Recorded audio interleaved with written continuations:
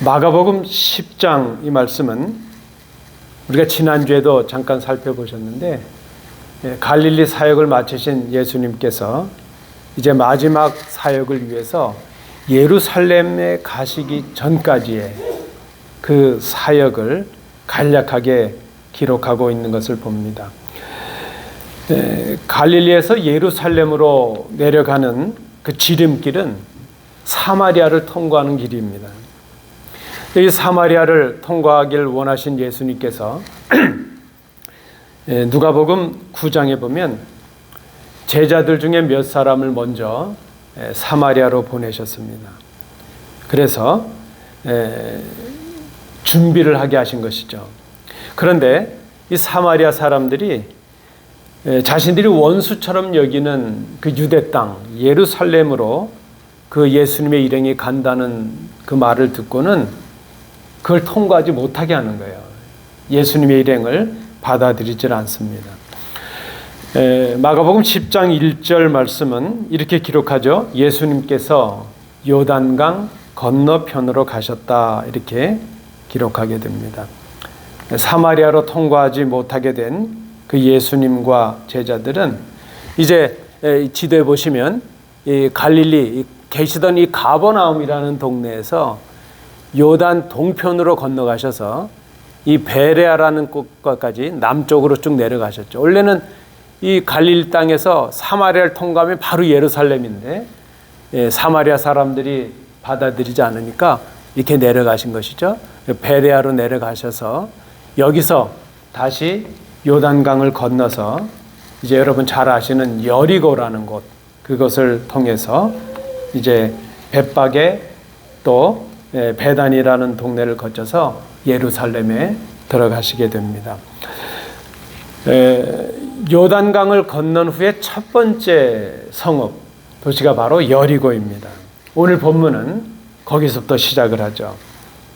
예루살렘에 가시기 위해서 요단강을 건너서 여리고에 도착하셨던 예수님은 여리고에 잠시 머무신 후에 다시 예루살렘을 향해서 떠나십니다. 그때 한 맹인 거지를 만나셨고 예루살렘으로 가시던 그 예수님은 마지막으로 그에게 기적을 베푸셔서 그가 눈을 뜨는 기적을 경험하게 하십니다. 이것이 예루살렘 가시기 전에 예수님의 마지막 이적입니다. 그리고 그때 52절 말씀에 보니까 예수님께서 그에게 이렇게 말씀을 하십니다.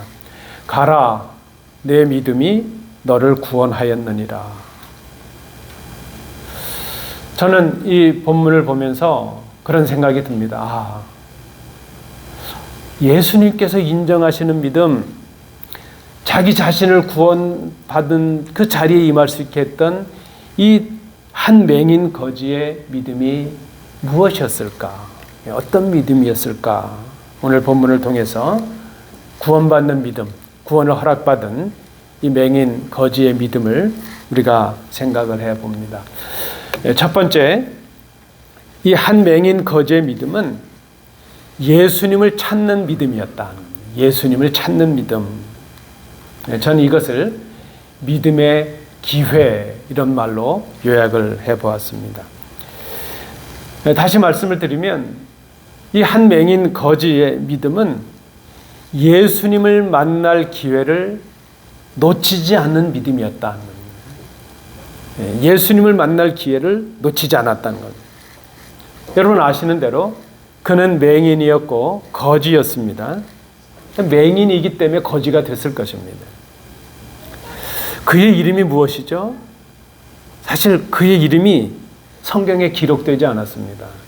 보통 우리는 그의 이름을 바디메오 했는데 바디메오는 이름이 아니에요. 디메오의 아들, 이런 뜻입니다. 히브리어로 하면 벤이에요. 벤하닷 하면 하닷의 아들, 이런 것처럼 디메오의 아들, 이런 뜻입니다. 맹인이었기 때문에 구걸해서 목숨을 부지해야 하는 가난한 사람이었습니다. 더구나 이 당시는요, 질병이나 장애를 가진 사람은 하나님의 저주를 받았거나 하나님께로부터 징벌을 받은 사람으로 간주가 되었습니다. 오늘 본문에도 보면 그가 이제 예수님을 향하여 부르짖었죠. 그때 많은 사람들이 그를 꾸짖고 있는 것을 봅니다. 오늘 본문 앞부분에 있는 13절 말씀에도 보시죠. 거기도 보면 이제 좀 예수님께서 만져주시고 쓰다듬어 주시기를 바라고 어린 아이들을 예수님께로 데리고 왔던 사람들이 있었습니다. 근데 제자들이 그들을 꾸짖는 것을 봅니다. 그 당시에 어린 아이들은 사람 취급을 받지 못했어요. 사람의 숫자를 셀 때 어린이와 여자들은 계수에 들어가지 않았습니다. 어린이들이 천대를 받은 것이죠. 지금은 어린이들이 제일 높은 것 같아요. 어린이들이 천대를 받았죠. 자, 이 어린 아이들이 천대를 받았던 것보다 훨씬 더 병이 걸렸거나 장애가 있는 그런 사람들은 죄인으로 정죄를 받았고 멸시와 모욕을 받았습니다. 지금 이 맹인은 자신에게 쓰여져 있는 그런 저주와 정죄와 그런 멸시와 천대를 뛰어넘어서 예수님께 나오고 예수님을 향해서 부르짖고 있는 것을 봅니다. 우리가 이 본문의 정황을 한번 보시죠. 아마 그는 나사렛 예수라는 사람이 많은 병자를 고치고 이적을 베풀고 있다는 소문을 들었을 것입니다. 보지 못하는 자였기에 그는 들은 것을 더욱더 간직했을 것입니다. 여러분 잘 생각해 보세요. 우리가 앞을 보지 못하면 앞을 못 보는 대신 듣는 것이나 그런 우리의 감각이 더 예민해지지 않겠습니까? 그저 한 번 듣고 쉽게 지나갈 수 있는 것이었지만 이 사람은 앞을 볼 수 없었기에 자신이 들었던 그 들은 것들을 더욱 마음속에 간직했을 것입니다. 그리고 여느 날처럼 그는 구걸을 위해서 여리고에서 예루살렘으로 가는 길목에 앉아 있습니다.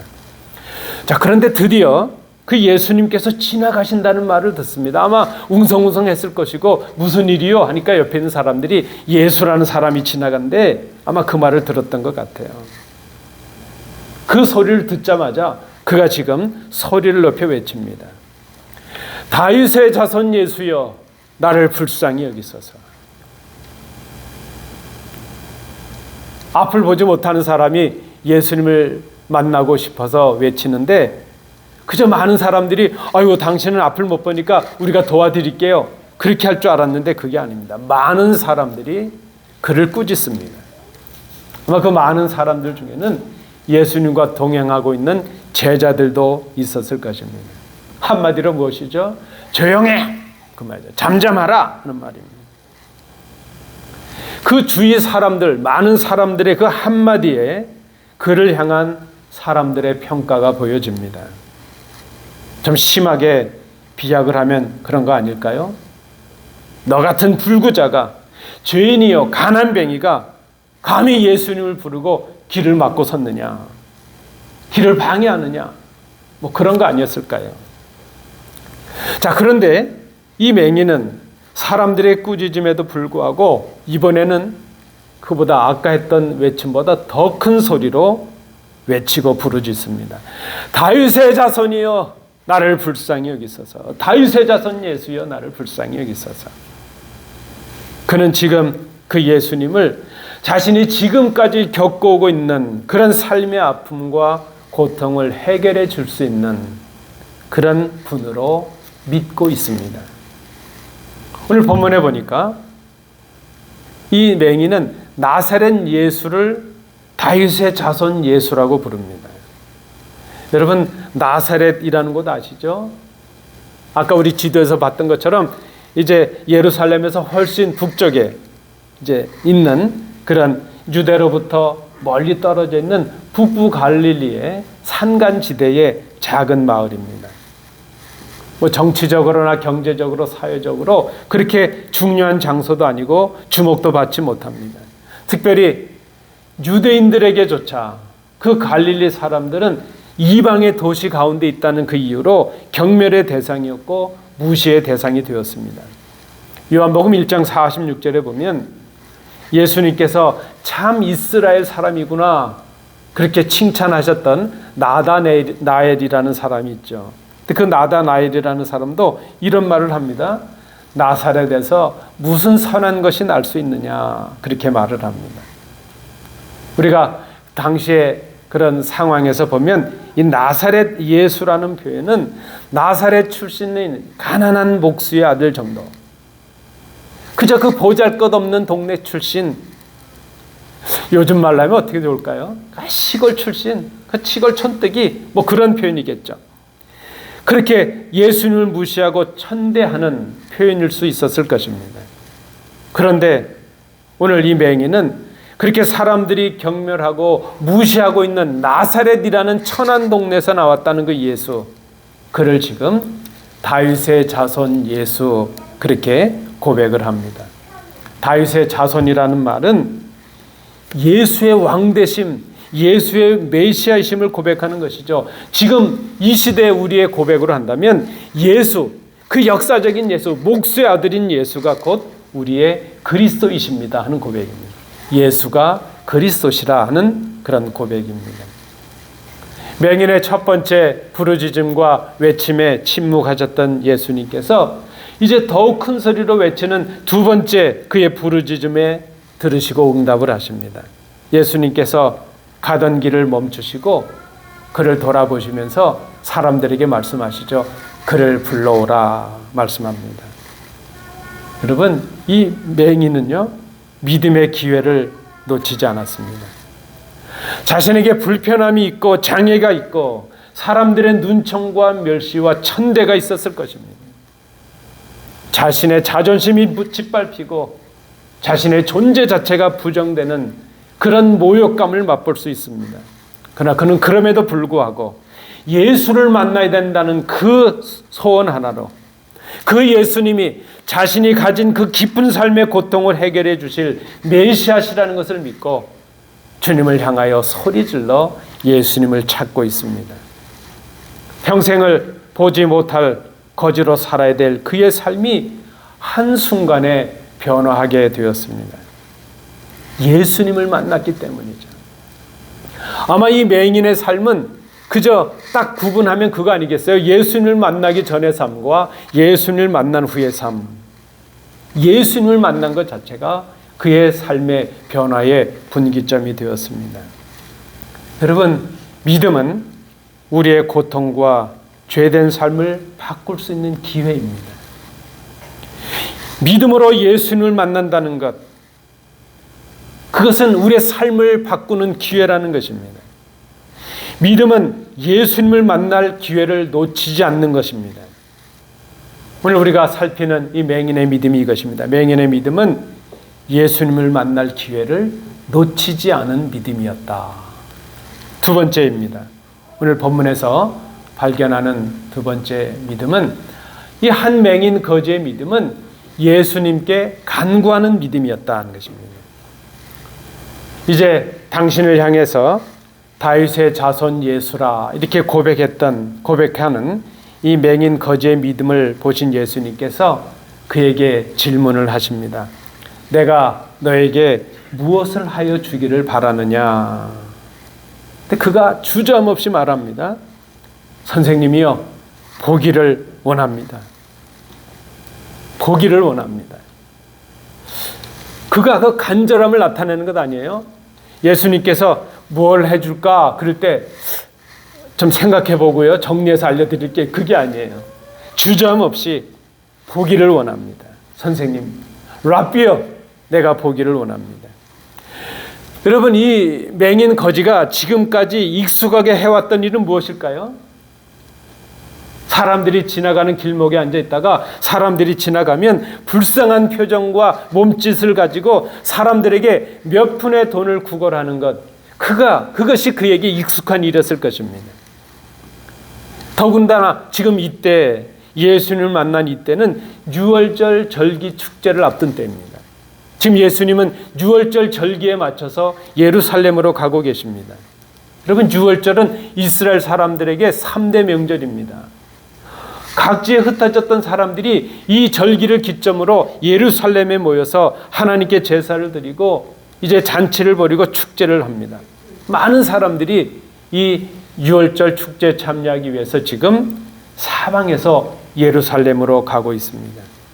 아마 이 여리고도 예루살렘으로 가는 길목에 있기 때문에 어떻게 보면 이 맹인 거지에게는 그저 한몫 잡을 수 있는, 좀 이런 표현이 좀 그렇지만 한몫 잡을 수 있는 큰 기회가 되었을 것입니다.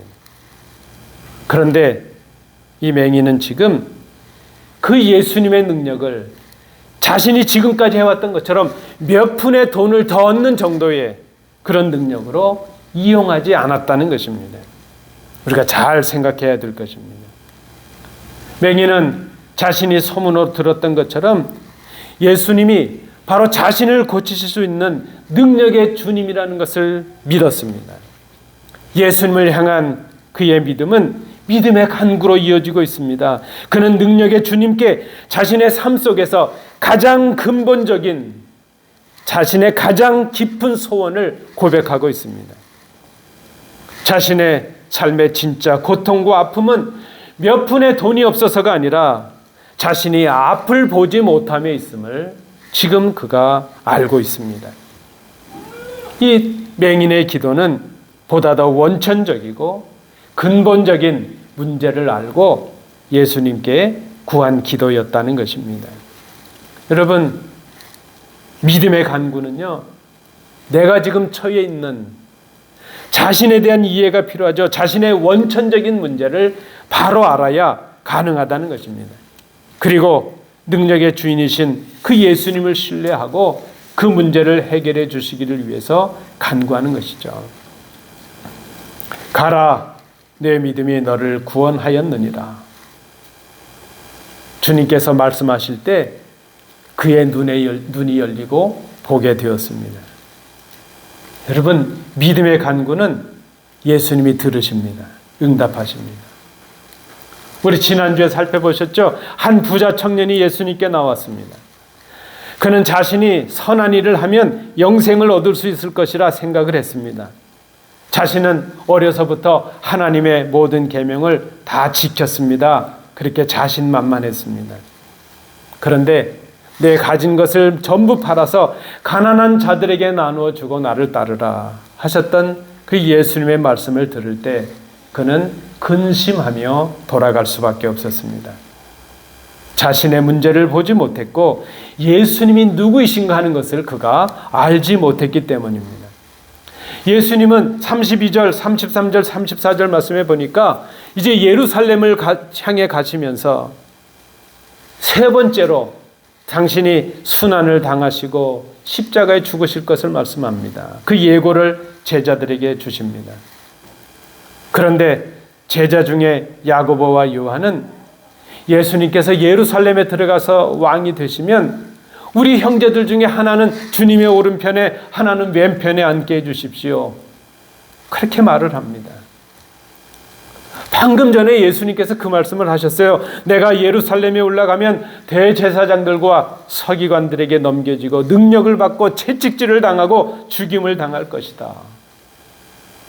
그 예수님이 가시는 그 십자가의 길에 대한 말씀을 들었으면서도 제자들은 여전히 예수님이 가시는 길이 무엇인지, 예수님이 원하시는 것이 무엇인지, 예수님이 누구이신지 그들은 알지 못하고 있다는 것입니다. 그들은 눈을 뜬 사람들입니다.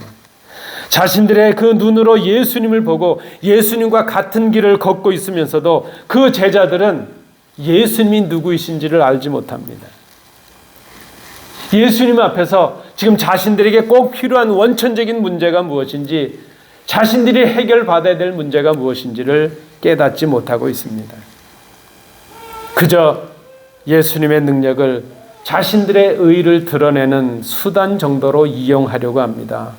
예수님의 능력을 자신들이 이 땅에서 얻기를 원하는 것을 얻는 정도의 능력으로 이용하려고 합니다. 그런데 오늘 보세요. 이 맹인은 앞을 보지 못하는 사람입니다. 예수님을 보지 못합니다. 그러면서도 예수님이 누구이신지, 자신의 문제가 무엇인지, 무엇을 간구해야 하는지, 내 이 문제를 해결해 주실 분이 누구이신가 하는 것을 그가 분명히 보고 있습니다. 이 본문의 10장에 기록하고 있는 마가의 의도가 거기 있지 않겠습니까? 눈을 뜬 사람들은 보지 못하는데 앞을 못 보는 이 맹인이 보고 있다는 것입니다. 누가 진짜 맹인인가? 누가 진짜 주님의 제자인가?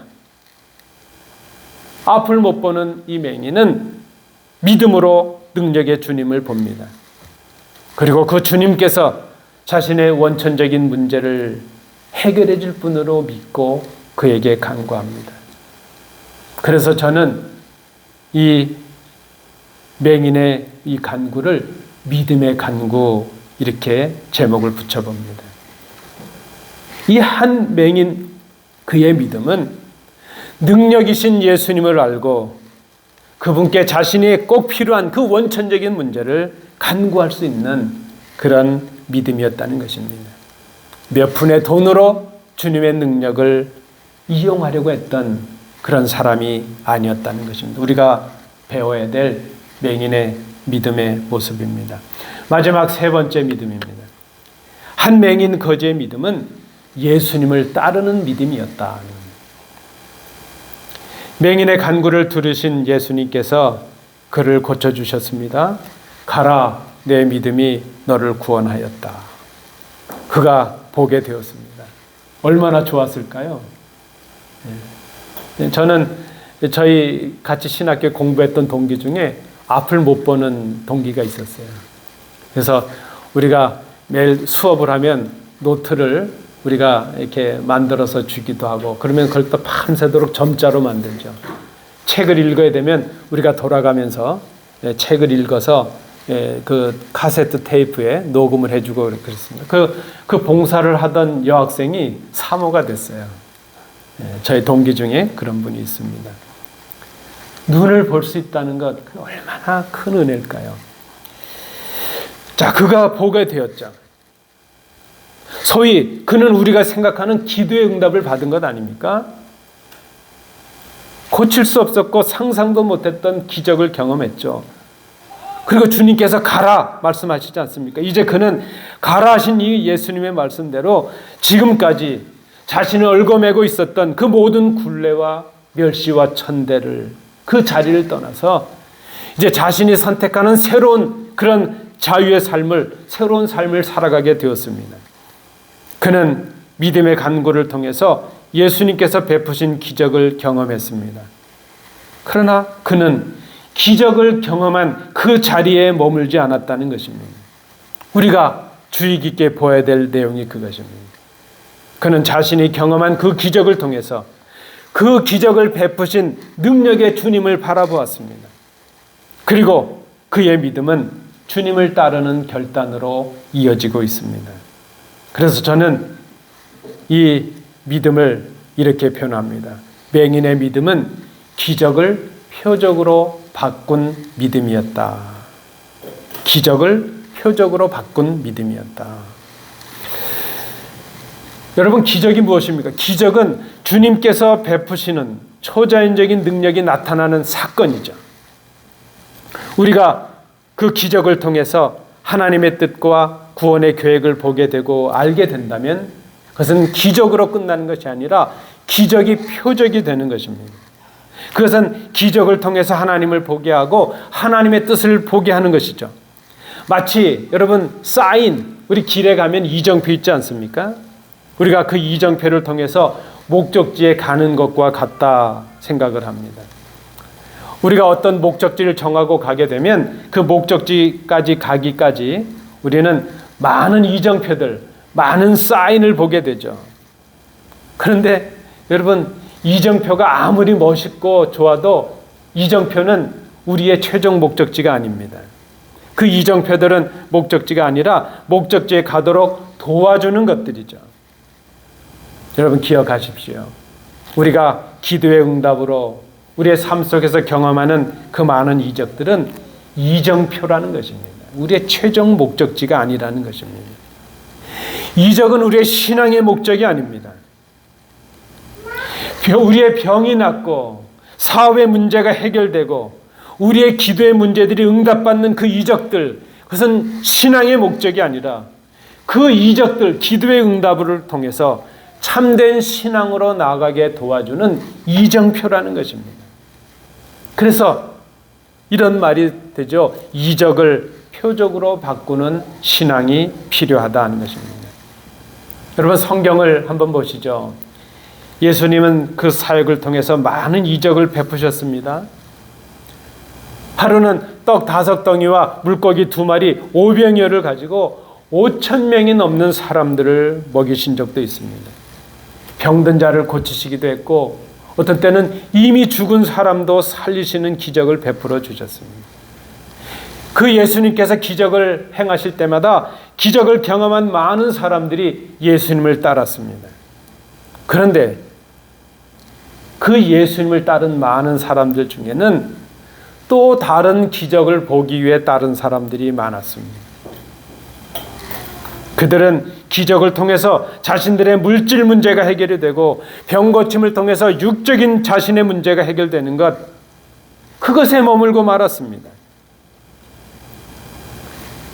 그러나 그 기적들은 무언가를 가리키는 사인이요, 이정표라는 것을 그들이 생각하지 못했습니다.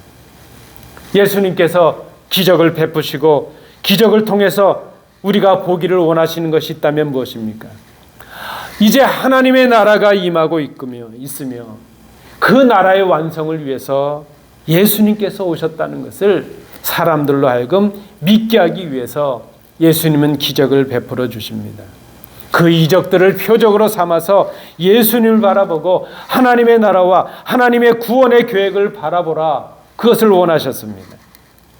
그런데 많은 사람들이 기적을 경험하고 기적을 경험한 것으로 끝나버리고 말았습니다. 여러분, 그런 신앙은요, 말씀드린 대로 목적지를 안내하는 그런 이정표를 보고 그냥 그 이정표가 좋아서 거기를 목적지로 삼아서 자신의 발걸음을 중단하는 것, 그런 신앙과도 같다 보여집니다. 오늘 본문의 맹인은 그 자신이 경험한 기적을 예수님을 바라보는 표적으로 바꾸고 있습니다. 맹인은 눈을 뜨는 기적을 통해서 눈을 뜨게 하신 예수님을 바라보았습니다. 그 기적을 통해서 예수님이 걸어가실 길과 이제 장차 베푸실 하나님의 나라와 구원의 계획을 바라보았습니다. 표적을 보는 믿음, 그 믿음은 그로 하여금 주님을 따르는 결단을 하게 하였습니다. 믿음의 결과가 그렇게 됐다는 것입니다. 마치 제자들이 예수님을 만났을 때에 자신들의 가족과 삶의 터전인 배를 다 버려두고 예수님을 따랐던 것처럼 그는 자신에게 전부와도 같은 겉옷을 내버리고 예수님께 나왔습니다. 그리고 그는 고침을 받은 그 자리에서, 눈을 뜨게 된 그 자리에서 예수님을 따라 길을 나서고 있습니다. 참 믿음의 결과가 어떠한가? 여러분, 참 믿음의 결과는요, 예수님을 따르는 삶으로 이어져야 됩니다. 예수님을 찾아 나가는 것 귀한 믿음입니다. 예수님께 간구하고 응답받는 것 귀한 믿음입니다. 기적을 경험한 것으로 끝나고 만다면 그것은 참 믿음이 아닙니다. 믿음의 완성이 필요합니다. 참 믿음의 모습은 예수님을 따르는 삶으로 이어지는 믿음이라, 예수님을 믿고 신뢰하는 삶이요, 예수님의 말씀을 사랑과 순종으로 행하는 삶입니다. 여러분, 한번 생각해 보세요. 이 맹인이 지금까지 어떤 삶을 살아왔습니까? 이제 이 사람이 예수님을 따르겠다고 그 길을 나섰는데 어쩌면 맹인은 지금까지 자신이 맹인으로 살아왔던 그 삶보다도 더 혹독하고 더 고통스러운 삶이 될 수도 있을 그 길, 십자가를 위해 가시는 그 예수님의 길을 따르는 제자가 되었다는 것입니다. 그의 믿음이 예수님을 따르는 삶의 결단으로 이어졌다. 예수님과 동행하는 삶, 예수님의 말씀을 순종하는 삶으로 이어졌다는 것입니다. 말씀을 맺습니다. 오늘 본문에 나타나는 한 맹인 거지가 있습니다. 그는 앞을 보지 못하는 불쌍한 사람이요, 가난한 거지였습니다. 그러나 마가는 진짜 맹인들은, 진짜 불쌍한 가난한 사람들은 눈을 뜨고 있는 제자들이요, 많은 무리들이요, 바리새인들이요, 서기관이라, 그 부자 청년이라 그렇게 말하고 있습니다. 맹인 거지는 눈을 뜬 제자들이, 부자 청년이, 대제사장들과 바리새인들이 보지 못한 예수님을 보았습니다. 그리고 예수님께서 가시는 길을 따라 나섰습니다. 여러분, 믿음의 눈으로 보아야 보이는 것이 있고요, 믿음의 귀로 들어야 들리는 음성이 있습니다. 누가 진짜 맹인인가? 눈을 떴으면서도, 눈을 뜨고 보면서도 보지 못하는 사람들이 진짜 맹인 아닙니까? 예수님을 만날 기회를 놓치지 않는 것, 그것이 믿음입니다. 능력이 예수님을 신뢰하고 간구할 수 있는 것, 그것이 오늘 우리에게 필요한 믿음입니다.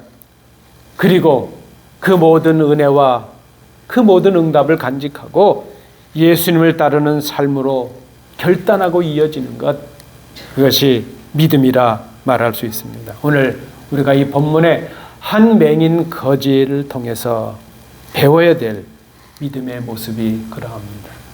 이 말씀 앞에 우리를 돌아보고 결단하시는 우리 복된 성도들 되시기를 축복합니다. 기도합니다.